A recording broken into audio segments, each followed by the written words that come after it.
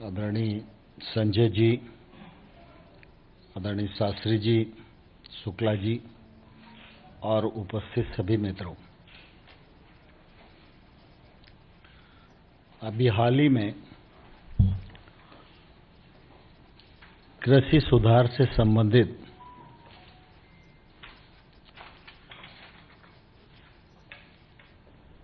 विधेयक लोकसभा और राज्यसभा में पारित हुए हैं और मैं धन्यवाद देना चाहूँगा मीडिया के मित्रों को कि मीडिया के सभी साथियों ने इस चर्चा को भी कवर किया और इसके सकारात्मक पक्ष को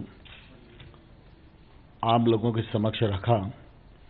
उसके लिए निश्चित रूप से मैं मंत्रालय की तरफ से आपका आभारी हूँ।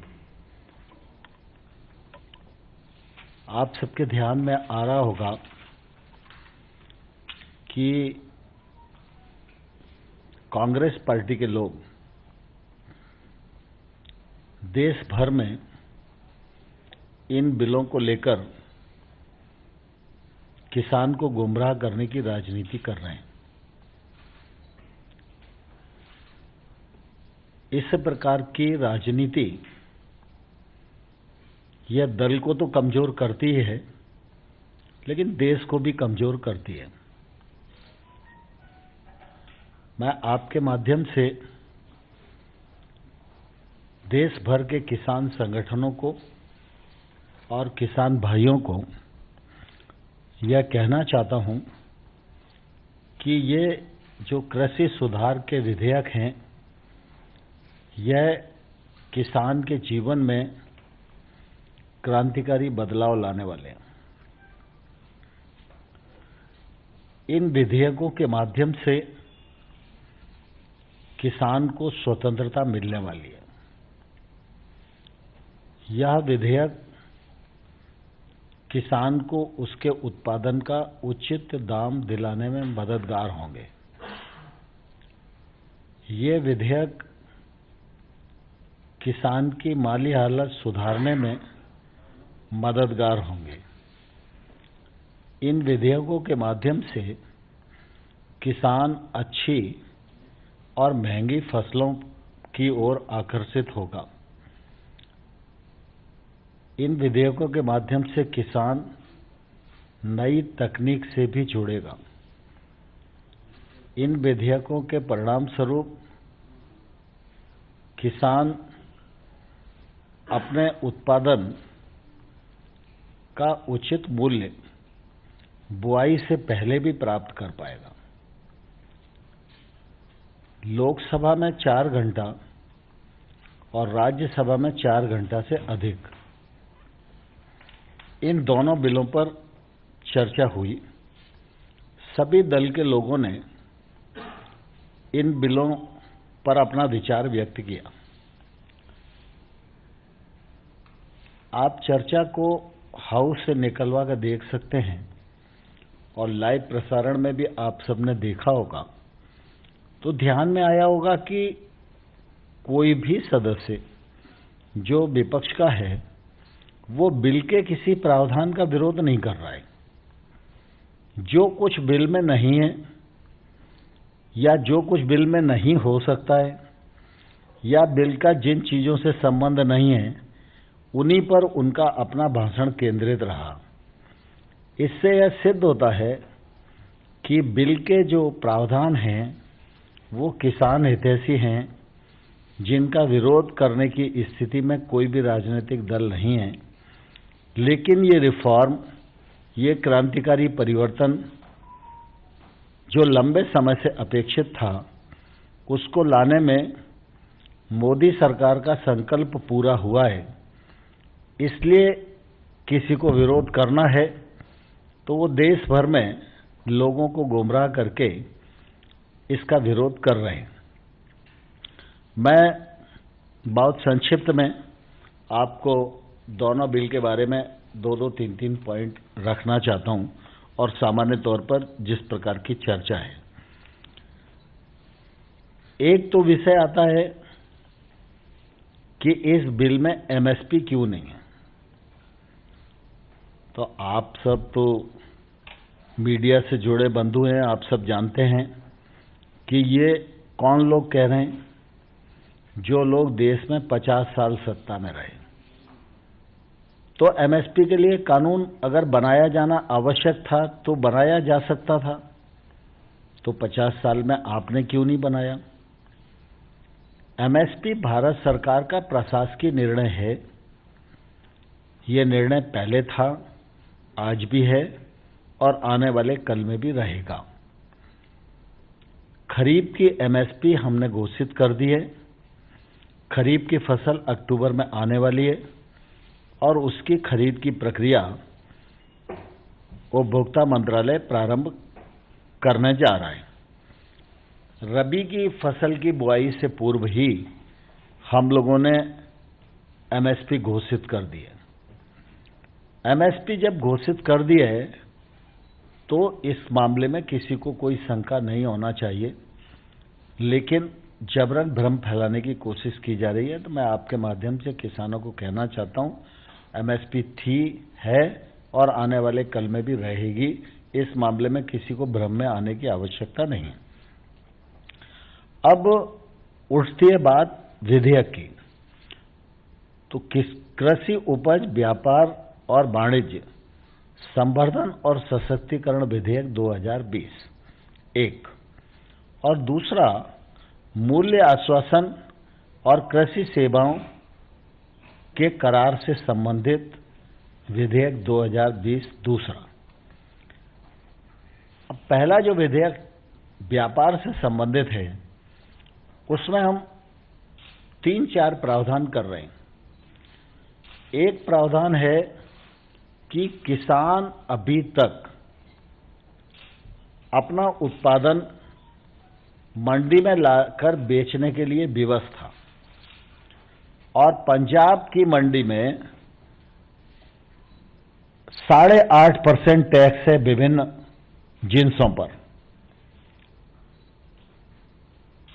मंडी में उसका पेमेंट भी सही समय पर नहीं होता था। 8.5% टैक्स चुकाना पड़ता था। जो व्यापारी खरीदता था वो 8.5% कम में खरीदता था। दूसरा, किसान को अपने घर से लेकर मंडी में आना पड़ता था और वहां पर किसान के उत्पादन की बोली लगती थी। अब वो चाहता है उसका गेहूं 1900 रुपये कुंटल में बेचे, लेकिन बोली लग गई 1600 रुपये कुंटल की।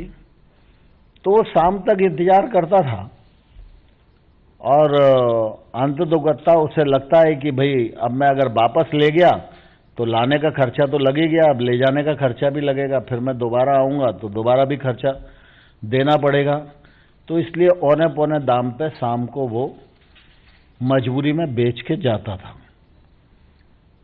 हमने इस बिल के माध्यम से किसान को इस बात की स्वतंत्रता दी है कि जो मंडी प्रेमाइसेज राज्य सरकार का है, उसकी परिधि के बाहर जो भी एरिया है, किसान का घर है, किसान का खेत है, वेयर हाउस है या और कोई स्थान जहां किसान ने अपने उत्पादन को रखा हुआ है, उस स्थान से अब किसान किसी भी स्थान पर, मतलब वो राज्य के भीतर हो सकता है, जिले के भीतर हो सकता है, वो राज्य के बाहर भी हो सकता है, किसी भी स्थान पर किसी भी व्यक्ति को किसी भी कीमत पर अपना उत्पादन बेचने के लिए स्वतंत्र हो गया है। इस विधेयक के माध्यम से यह अधिकार किसान को मिला है, जो वर्षों से किसान की एक मांग चली आ रही थी। मंडी के भीतर टैक्स है, मंडी के बाहर की जो ट्रेड है, इस पर कोई भी टैक्स न राज्य सरकार का लगेगा न केंद्र सरकार का लगेगा। तीसरा, कोई भी एक्ट अभी तक किसान को उसका पेमेंट कब मिलेगा इसकी गारंटी नहीं देता। यह विधेयक किसान को तत्काल भुगतान अथवा अगर कोई ऐसी परिस्थिति है कि शनिवार को सौदा हो रहा है, दूसरे दिन रविवार है, बैंक नहीं खुलेगी, या और कोई छुट्टी का दिन है, कोई और परेशानी है, ऐसा कुछ है, तो अधिकतम 3 दिन के भीतर उसको भुगतान करना ही पड़ेगा। इससे अंतर्राज्यीय व्यापार को बढ़ावा मिलेगा, किसान को उसके उत्पादन का उचित मूल्य मिलेगा। अभी एक मंडी में 25-30 लाइसेंसी व्यापारी होते हैं, वो ही प्रतिस्पर्धा में होते हैं। इसके कारण प्रतिस्पर्धा बढ़ेगी, क्योंकि मंडी के बाहर ट्रेड होगा, कोई भी व्यक्ति ट्रेड कर सकता है, जिसके पास पैन कार्ड है वो ट्रेड कर सकता है। ये मानक हम लोगों ने तय किया है। तो व्यापारियों की संख्या बढ़ेगी, व्यापारियों की संख्या बढ़ेगी तो प्रतिस्पर्धा बढ़ेगी, प्रतिस्पर्धा बढ़ेगी तो उसका फायदा तो किसान को मिलेगा ही। तो 2 तरीके से किसान को फायदा मिलेगा। एक तो प्रतिस्पर्धा बढ़ेगी तो किसान को फायदा मिलेगा, टैक्स माइनस होगा तो किसान को फायदा मिलेगा, और अगर व्यापार किसान के घर से ही हो गया तो किसान की जो परिवहन की लागत है वह भी बचेगी। अब इसमें कोई भी प्रावधान ऐसा नहीं है जिससे किसान का नुकसान होने वाला हो। दूसरा, लोग बोलते हैं कि वो एपीएमसी खत्म हो जाएगी। एपीएमसी राज्य के एक्ट से बनी है। एपीएमसी को खत्म करने का न तो इरादा है न मंशा है। एपीएमसी जब तक राज्य चाहेगा तब तक रहेगी। किसान के पास 2 विकल्प हैं, वो चाहे तो एपीएमसी के भीतर बेचे, वो चाहे तो एपीएमसी के बाहर बेचे। ये स्वतंत्रता किसान को हमारे विधेयक देते हैं। दूसरा विधेयक जो मूल्य आश्वासन वाला है, वह विधेयक तो किसान के जीवन में एकदम बदल कर देने वाला है। हम सब ये जानते हैं कि हमारे देश में 86% छोटा किसान है, और दिनों दिन किसानी का रकबा छोटा होता ही जा रहा है। तो ऐसी स्थिति में जो छोटे रकबे वाला व्यक्ति है वह भी अपने खेत में कोई निवेश नहीं कर पाता, और उसका रकबा छोटा है तो दूसरा आदमी भी उसके पास नहीं पहुंच पाता। तो अंततोगत्वा कई बार ये स्थिति होती है कि छोटे किसान का जो उत्पादन है वो इतने कम वॉल्यूम का है कि अगर वो मंडी ले जाए तो जाने आने का किराया ही इतना हो जाता है कि उस वजह से उसको कई बार एमएसपी का भी फायदा नहीं मिल पाता। छोटे रकबे के किसान अगर इकट्ठा होकर महंगी फसलों की तरफ आकर्षित होंगे तो किसान को उसकी उत्पादन का अच्छा मूल्य मिलेगा। और इसलिए अभी सामान्य तौर पर एक शब्द चलता है, कॉन्ट्रैक्ट फार्मिंग। कॉन्ट्रैक्ट फार्मिंग मेरी दृष्टि में नाम गलत है, लेकिन जिसके लिए वो उपयोग होता रहा है उद्देश्य उसका ठीक है। लेकिन अभी हम जब बिल की बात करते हैं तो हम बिल के माध्यम से किसान के फसल का करार की बात करते हैं। कॉन्ट्रैक्ट फार्मिंग खेत का कॉन्ट्रैक्ट भी हो सकता है, लेकिन हमारा ये विधेयक खेत का कॉन्ट्रैक्ट करने के लिए नहीं है। खेत का मालिक किसान है, उस पर उपजने वाली फसल का मालिक किसान है, लेकिन किसान को इस विधेयक के अंतर्गत बुआई से पहले ही फसल का मूल्य की गारंटी मिल पाए और फसल का वह एग्रीमेंट किसी से भी कर पाए, इस बात का प्रावधान ये हमारा विधेयक करता है। इसमें यह भी प्रावधान किया है कि एक किसान जब किसी प्रोसेसर के साथ करार करेगा तो करार में जो संबंधित फसल है उसका एक औसत मूल्य तय करेगा। जैसे उदाहरण के लिए मौसम्बी की फसल है, तो मौसम्बी की फसल में उन्होंने एवरेज निकाला कि भाई पिछले साल ये भाव था, उससे पिछले साल ये था, उससे पिछले साल ये था, लागत की स्थिति ये थी। तो मान लो एक औसत मूल्य निकला कि 10 रुपए किलो में मौसम्बी का करार करेंगे। तो आपका जितना खेत है मैंने तय कर लिया कि भाई आप मुझसे करार कीजिए, मैं 10 रुपया किलो के हिसाब से जितनी मौसम्बी आपके खेत में होगी मैं खरीदूंगा। तो मूल्य की गारंटी मिल गई, तो किसान को रिस्क लेने में दिक्कत नहीं, इसमें किसान का कोई जोखिम नहीं है। ये 10 रुपए तक का जो करार है, इस करार के अनुसार उसको भुगतान किसान को करना पड़ेगा, बावजूद इसके ओला पड़े, पाला पड़े, प्राकृतिक आपदाएं, कोई भी परिस्थिति बने, जोखिम इसमें किसान का नहीं है। किसान इस एक्ट के माध्यम से अपने जोखिम को प्रोसेसर पर ट्रांसफर करता है। दूसरा,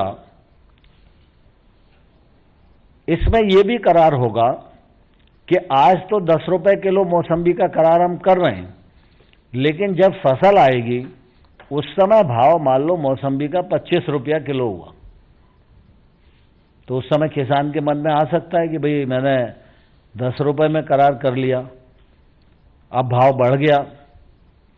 तो इस करार में इस बात का भी उल्लेख होगा कि अगर भाव में बढ़ोतरी इतना प्रतिशत होगी तो उसका इतना प्रतिशत हिस्सा किसान को भी मिलेगा। तो एक पहले मूल्य की गारंटी मिली, और उसके बाद जब फसल आएगी तो अगर भाव बढ़ेगा तो उसको उसका भी हिस्सा मिलेगा। दूसरा, लोग बोलते हैं कि भाई इसके कारण तो अडानी आ जाएगा, अंबानी आ जाएगा और जमीन पर कब्जा कर लेगा।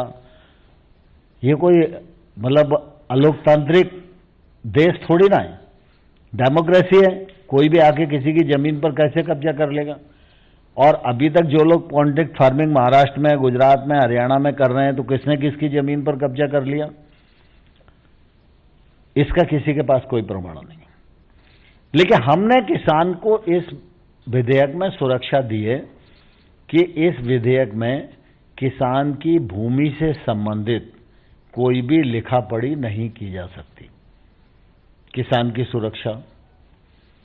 दूसरा, हमने यह भी कहा है इस विधेयक में कि किसान जब चाहे तब कॉन्ट्रैक्ट छोड़ सकता है, लेकिन जो व्यापारी है वो कॉन्ट्रैक्ट तब तक नहीं छोड़ सकता जब तक किसान को करार में की गई कीमत का भुगतान नहीं कर देता। अगर किसान और करारकर्ता के बीच में अगर किसी प्रकार का विवाद होता है तो सबसे नजदीक की इकाई जो सरकारी है, जिसको मजिस्ट्रेटियल पावर होते हैं, वो एसडीएम है।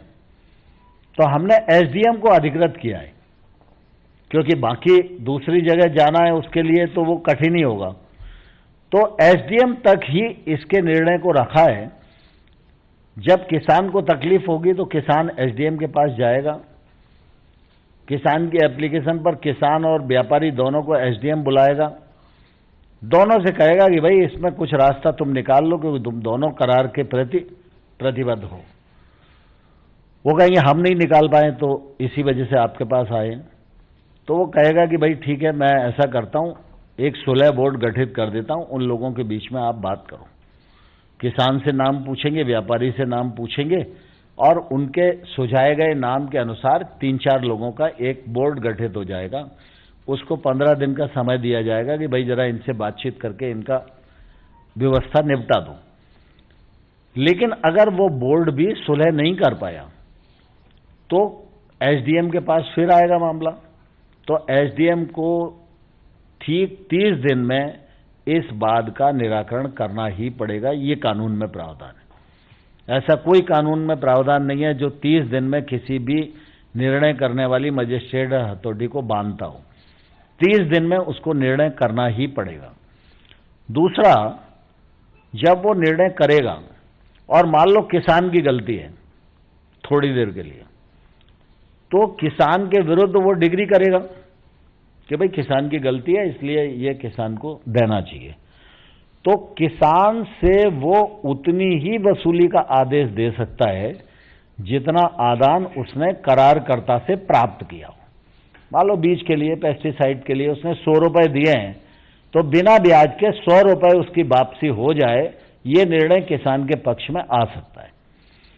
लेकिन ये 100 रुपया वसूल करने के लिए एसडीएम ये निर्णय नहीं दे सकता कि किसान की जमीन को बेचकर इसका पैसा वसूल करवा दो। किसान को ये स्वतंत्रता दी गई है कि वह कब भुगतान करेगा, उसका कमिटमेंट करेगा, अगली फसल में करेगा, किस्तों में करेगा, जैसे भी करेगा। लेकिन प्रोसेसर की अगर गलती होती है तो प्रोसेसर को जो एग्रीमेंट में औसत रकम उसने लिखी है, उस पूरी रकम का भुगतान उसे करना पड़ेगा और 150% तक पेनल्टी भी प्रोसेसर पर हो सकती है। अब बताइए इसमें किसान का कहाँ आयत होने वाला है, कहाँ कॉरपोरेट ताकतवर बनने वाला है। पूरी किसान ताकत किसान को दी गई है। लेकिन ये बिल लाना इसलिए आवश्यक था कि सामान्य तौर पर जो निजी निवेश और निजी निवेशक और प्रोसेसर, निर्यातक, ये सब लोग गांव में इसलिए काम नहीं कर पा रहे थे क्योंकि इनको लगता था कि कोई कानूनी प्रावधान हमारे लिए नहीं है। यह कानूनी प्रावधान होने के बाद अब ये सारे लोग गांव जाएंगे, किसान से संपर्क करेंगे, छोटे छोटे किसानों का एक समूह बनाएंगे, उनके साथ बातचीत करके कौन सी फसल का उत्पादन हो सकता है उस पर रिसर्च करके उनको सहमत करेंगे और फिर उनको अच्छा क्वालिटी का बीज मिले, अच्छी क्वालिटी का पेस्टिसाइड मिले, कम पानी में वो खेती करें और अच्छी टेक्नोलॉजी उनको मिले। और ऐसा करके महंगी फसलों की ओर किसान आकर्षित होगा और उसको मूल्य की गारंटी खेती करने से पहले ही मिल जाएगी, तो किसान रिस्क लेने में सक्षम होगा और उसको ये फसल करने में किसी भी प्रकार का जोखिम नहीं होगा। जोखिम पूरा का पूरा वो प्रोसेसर पर ट्रांसफर करता है इस कानून के मुताबिक। तो किसान को अपने उत्पादन का अच्छा मूल्य मिलेगा, खेती आगे बढ़ेगी, नए जो पढ़े लिखे बच्चे हैं वो भी खेती की तरफ आकर्षित होंगे। इन एक्टों के माध्यम से बहुत सारे इलेक्ट्रॉनिक प्लेटफॉर्म ट्रेड के लिए बढ़ेंगे, उसमें रोजगार के अवसर सृजित होंगे और कृषि की जो जीडीपी है वह भी बढ़ेगी और हमारी जो निर्यात की क्षमता है, हम उस निर्यात की क्षमता में भी वृद्धि कर सकेंगे और कृषि उत्पाद का बड़ी मात्रा में निर्यात भी बढ़ाया जा सकेगा। तो मैं आपके माध्यम से कांग्रेस के लोगों को एक बात बोलना चाहता हूं कि अगर वो इन बिलों का विरोध कर रहे हैं तो पहले कांग्रेस को अपने घोषणा पत्र से मुकरने की घोषणा इस देश के सामने करना चाहिए, क्योंकि कांग्रेस का 2019 का जो मैनिफेस्टो है उस मैनिफेस्टो में उन्होंने कहा है एपीएमसी कानून को बदलेंगे, किसान की ट्रेड पर कोई टैक्स नहीं होगा, अंतर्राज्यीय व्यापार को बढ़ावा देंगे। पहले बिल में यही तीनों चीजें हैं। दूसरे बिल में उन्होंने कहा है कि संविदा खेती को बढ़ावा देंगे, उसके लिए हम कानून बनाएंगे। तो दूसरा बिल इसी के लिए है। तीसरा एसेंशियल कमोडिटी के बारे में भी वो बोलते हैं। तो उनके घोषणा पत्र में साफ उल्लेख है, चाहे वो पंजाब सरकार का मैनिफेस्टो उठा लो, चाहे केंद्र का इनका कांग्रेस पार्टी का मैनिफेस्टो उठा लो, आने के तत्काल बाद एसेंशियल कमोडिटी एक्ट से खाद्य वस्तुओं को बाहर करेंगे। मुख्यमंत्रियों की उच्चाधिकार समिति की बैठक थी, उसमें कांग्रेस पार्टी के नेता तत्कालीन मुख्यमंत्री कमलनाथ जी शिरकत किए थे, वो उसके मेंबर थे। 7-8 मुख्यमंत्री थे, देवेंद्र फडणवीस जी उसके अध्यक्ष थे, मैं कृषि मंत्री के नाते उसका मेंबर था। कमलनाथ जी ने कहा उस बैठक में, जो रिकॉर्ड पर है, कि एसेंशियल कमोडिटी एक्ट अपने उद्देश्य को प्राप्त कर चुका है, अब इसको तत्काल समाप्त कर देना चाहिए। यह मुख्यमंत्रियों की कमेटी की रिकमेंडेशन है। फिर चलो आप मोदी जी की बात नहीं मानना चाहते तो स्वामीनाथन साहब की बात मानो। स्वामीनाथन साहब की बात नहीं मानना चाहते तो नेशनल फार्मर कमीशन की बात आप मानो। फार्मर कमीशन की बात नहीं मानना चाहते तो श्वेतकारी संगठन के नेता शरद जोशी जी की बात मानो। इनकी नहीं मानना चाहते तो तत्कालीन जो आपकी सरकार में कृषि मंत्री रहे शरद पवार जी जो कहते रहे 10 वर्षों तक, उनकी बात मानो। उनकी बात नहीं मानना चाहते तो आपके प्रधानमंत्री मनमोहन सिंह ने क्या कहा बार बार इनके बारे में, तो उनकी बात मानो।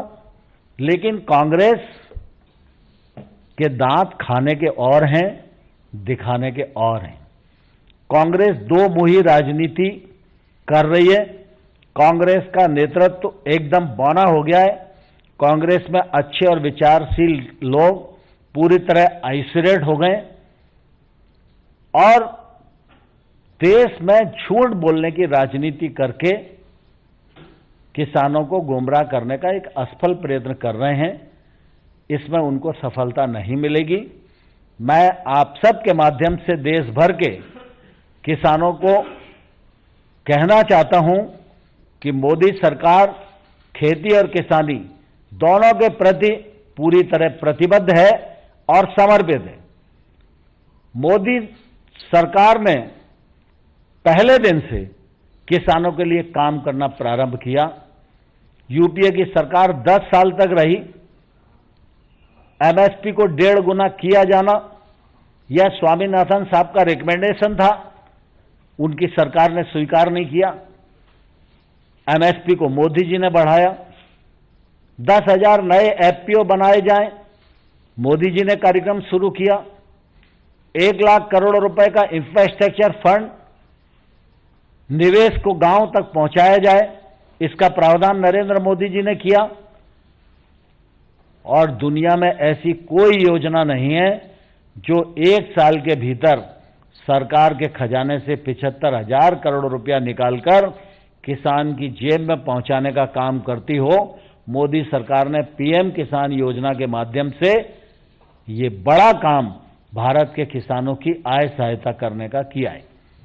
किसानों की पेंशन का मामला हो, ऑर्गेनिक खेती का मामला हो, तिलहन मिशन का मामला हो, दलहन के उत्पादन को बढ़ाने का मामला हो, खरीद में जिंसों को जोड़ने का मामला हो, दलहन और तिलहन की खरीद पर्याप्त मात्रा में करने का मामला हो, पहले से अधिक उपार्जन करने का मामला हो, पहले से अधिक उत्पादन और उत्पादकता बढ़ाने का मामला हो, हर मामले पर मोदी सरकार ने बढ़ चढ़ के किसानों के हित में काम किया है। और मैं आपके माध्यम से कहना चाहता हूं, इन 6 सालों में सरकारी खरीद के माध्यम से 7 लाख करोड़ रुपया किसानों को देने का काम मोदी सरकार ने किया है, जो यूपीए की सरकार के 10 साल से दुगने से भी ज्यादा है। और इसलिए मैं किसानों को आग्रह करना चाहता हूं कि किसी को भी गुमराह होने की आवश्यकता नहीं है।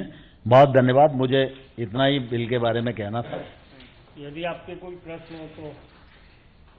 सर, सवाल है, कांग्रेस ने थोड़ी देर पहले ट्वीट किया है कि जो मंडियों से राजस्व आता था उसके ग्रामीण विकास में सरकारें उसको खर्च करती थी।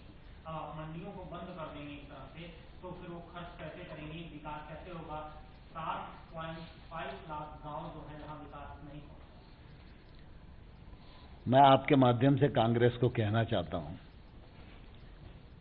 गांव के विकास के लिए किसान का शोषण किया जाए यह उचित नहीं है। आप बरसों बरस तक करते रहे हो, ये पाप आपने किया है और उसी के कारण किसान आज दुरावस्था का शिकार है। अगर आप गांव को इंफ्रास्ट्रक्चर देना चाहते हो तो अटल बिहारी वाजपेयी की तरह हिम्मत दिखाइए ना। अटल बिहारी वाजपेयी जी जब थे तो उन्होंने प्रधानमंत्री ग्रामीण सड़क की योजना बनाई। उस योजना को मोदी सरकार ने भी आगे बढ़ाया और आज गांव में सड़क अगर मिल रही है तो मंडी के पैसे के कारण नहीं मिल रही।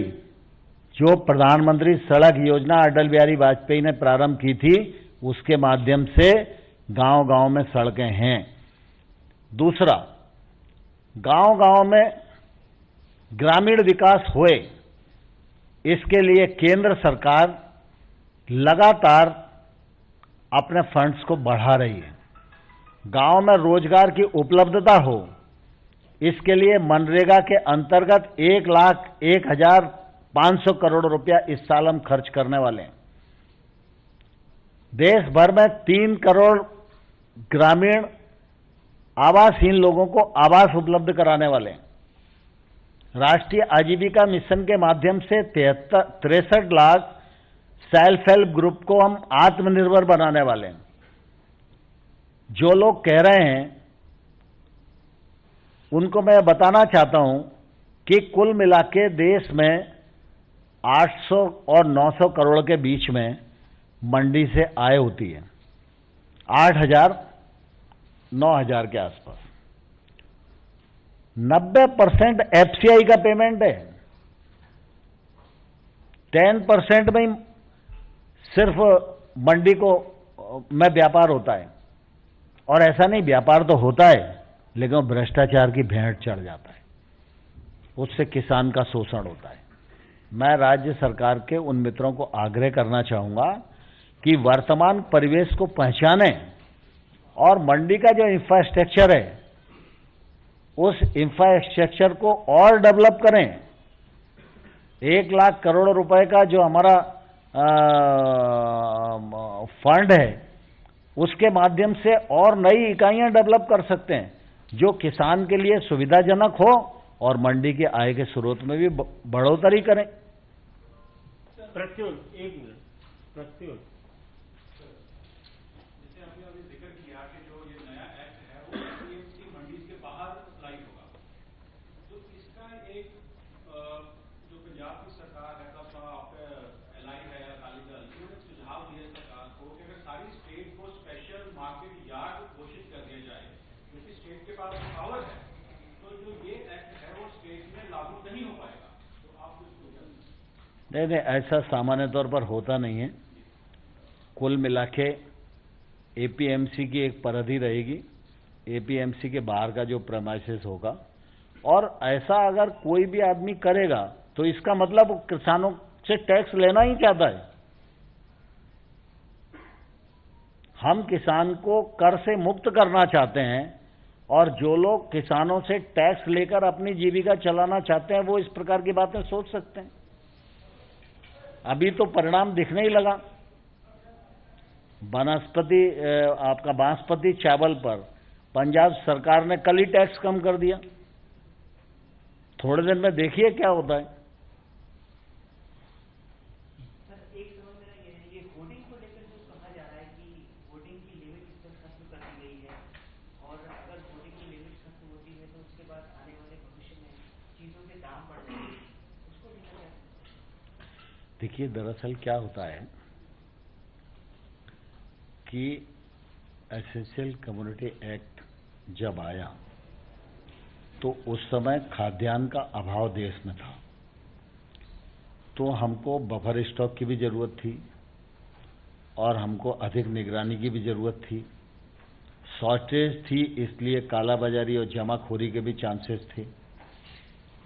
आज स्थिति बदली हुई है और इस स्थिति में हम खाद्यान्न में आत्मनिर्भर ही नहीं, आज सरप्लस है। हमारे पास खाद्यान्न को रखने के लिए जगह नहीं है।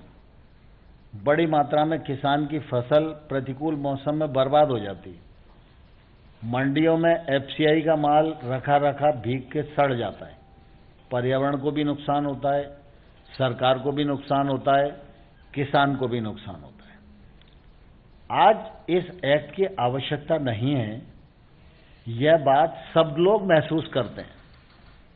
जब कांग्रेस अपने घोषणा पत्र में रखती है तब उसको ध्यान में नहीं आती जमाखोरी और कालाबाजारी, लेकिन मोदी सरकार जब रिफॉर्म करती है तो उसके ध्यान में ये बात आती है।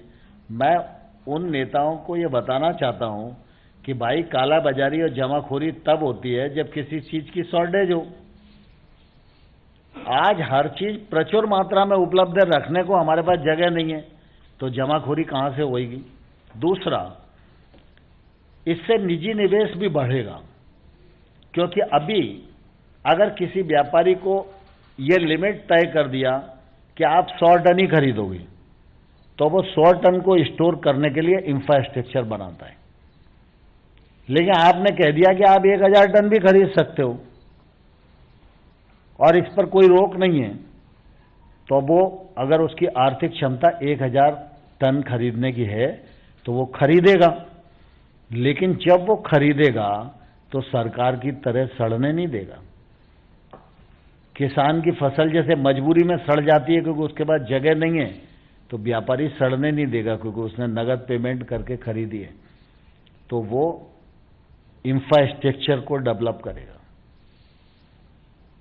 तो इससे निजी निवेश आएगा। और दूसरा, इन रिफॉर्म के माध्यम से सबसे बड़ा जो काम होने वाला है वो ये होने वाला है कि निजी निवेश अब गांव के नजदीक पहुंचेगा। अभी सामान्य तौर पर क्या होता है कि जैसे जितना भी वेयर हाउस या कोल्ड स्टोरेज की संरचनाएं आपको दिखेंगी तो वो जिला स्थान के आसपास दिखेंगी, गांव में नहीं है। गांव में नहीं है इसलिए कोई भी किसान उसका लाभ उठा ही नहीं पाता, क्योंकि किसान अपना माल रख ही नहीं पाता। अब जब ये एक्ट गांव में ही खरीद करने की इजाजत देंगे तो मैं अगर खरीदार हूं और मेरी क्षमता है तो मैं अपना वेयर हाउस विकास खंड के स्तर पर लगाऊंगा ना, सारी चीज को वहीं खरीद के रखूंगा और जब वो बेचेंगे तब लॉजिस्टिक खर्च मैं उठाऊंगा। पहले क्यों लॉजिस्टिक लागत मैं लगाऊं। तो एसेंशियल कम्युनिटी एक्ट में सरकार अपना अधिकार कम कर रही है, और अधिकार जब सरकार कम करती है तो उसका स्वागत ही होना चाहिए। जब सरकार कानून के माध्यम से अधिकार को केंद्रित करती है तो विषय आलोचना का होता है। मोदी सरकार ने तो अपने अधिकार को कम किया है, इसमें किसी को क्या आपत्ति होनी चाहिए। अभी केरला स्टेट गवर्नमेंट ने सुप्रीम कोर्ट पहुंचने के डिसीजन लिया है ये बिल के खिलाफ, क्योंकि ये किसान विरोधी बिल है। ऐसे बोलकर स्टेट गवर्नमेंट ने अभी डिसीजन लिया है कि सुप्रीम कोर्ट जाओ, आपका क्या? देखिए, दरअसल क्या है कि कानून बनाने के लिए देश में सर्वोपरि शक्ति संसद है और पार्लियामेंट ने इन कानूनों को बनाया है, नंबर 1। दूसरा क्या है कि न्यायालय में आर्गुमेंट कानून के हिसाब से होता है, मर्जी के हिसाब से नहीं होता। कोई बोल दे किसान विरोधी है, कोर्ट क्यों अपना टाइम खर्च करेगा। ठीक है, कोर्ट में एप्लीकेशन देना और अपनी बात रखना हर एक आदमी का लोकतंत्र में अधिकार है, तो मैं उनके अधिकार को चुनौती नहीं देता। लेकिन केंद्र सरकार को ये कानून बनाने का अधिकार समवर्ती सूची की 7वीं अनुसूची की प्रविष्टि 33 के अंतर्गत है। उसमें हम ट्रेड के लिए कानून बना सकते हैं। उस प्रविष्टि 33 के अंतर्गत हमने इस कानून को बनाया है, इसलिए कानूनी रूप से हम पूरी तरह सही हैं। सर, राहुल गांधी का एक ट्वीट आया है कि मोदी सरकार किसानों के साथ सुलझाने की बजाय पीआर में लगी। काय में लगी है? पीआर में लगी। मेरा कहना यह है कि राहुल गांधी पहले किसानों के प्रति जो कमिटमेंट अपने घोषणा पत्र में कर चुके हैं उसका उनको आत्मलोकन करना चाहिए। पहले उन्हें अगर इस बिल का विरोध करना है तो उस कमिटमेंट से मुकरने की वो घोषणा करें, और अगर उस कमिटमेंट पर वो कायम हैं तो हमारे साथ आएं और किसानों को सदमार्ग पर समझाएं। और दूसरा, कोई भी देश का किसान आधी रात को भी सरकार के किसी प्रतिनिधि से चर्चा करना चाहता है बिल पर, हम आधी रात को भी तैयार हैं।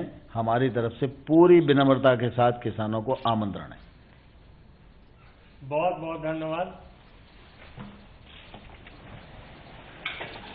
Thank you sir.